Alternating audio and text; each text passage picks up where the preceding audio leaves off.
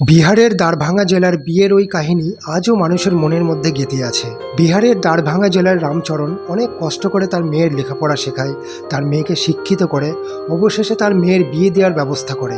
মেয়ের বিয়ের জন্য সে তিলে তিলে 5 লাখ টাকা জড়ো করে। অবশেষে আসে সেই বিয়ের দিন। সমস্ত কিছু ঠিকঠাক চলছিল।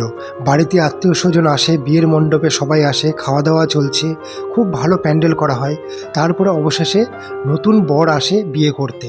নতুন বর বিহারের পাটনাতে চাকরি করে, সে একজন সফটওয়্যার ইঞ্জিনিয়ার। যখন নতুন বর বিয়ে করতে বসে তখন পূর্বের কথা অনুযায়ী মেয়ের বাবা ওই 5 লাখ টাকা নগদ মাথায় করে নিয়ে এসে বরের সামনে রাখে। তখন নতুন বর তার শ্বশুর মশাইকে বলছে যে বাবা, আপনি কি করছেন? আপনি আমাকে টাকা দিচ্ছেন কেন? আপনি আপনার মেয়েকে পড়াশোনা শিখিয়েছেন, শিক্ষিত করেছেন, তারপরে আপনি আমার হাতে তুলে দিচ্ছেন। এটা কি আমার জন্য কম কিছু নয়? তারপর মেয়ের বাবা বলে যে তোমাদের জন্য এই টাকাটা আমি তিলে তিলে সঞ্চয় করেছি, যে ভবিষ্যতে আমার মেয়ের সংসার সাজিয়ে দেব। তখন নতুন বর বলে যে এইটা আপনার টাকা, আপনি সারা জীবন ধরে সঞ্চয় করেছেন, এই টাকায় আমি হাত দিতে পারবো না। অবশেষে কোনো রকম পণ ছাড়াই নতুন বর এবং বউয়ের বিয়ে হয়।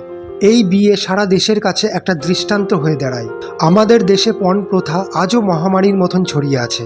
বিশেষ করে বিহার, উত্তরপ্রদেশে পণ প্রথা তো চরম পর্যায়ে, এবং এই কারণে কত নববধূকে মারা যেতে হচ্ছে, সংসারে অশান্তি সহ্য করতে হচ্ছে, কত অত্যাচার সহ্য করতে হচ্ছে। সেই জায়গায় দাঁড়িয়ে এই সফটওয়্যার ইঞ্জিনিয়ার পয়সার চাইতেও মানুষের গুরুত্বকে বেশি প্রাধান্য দিয়েছিল।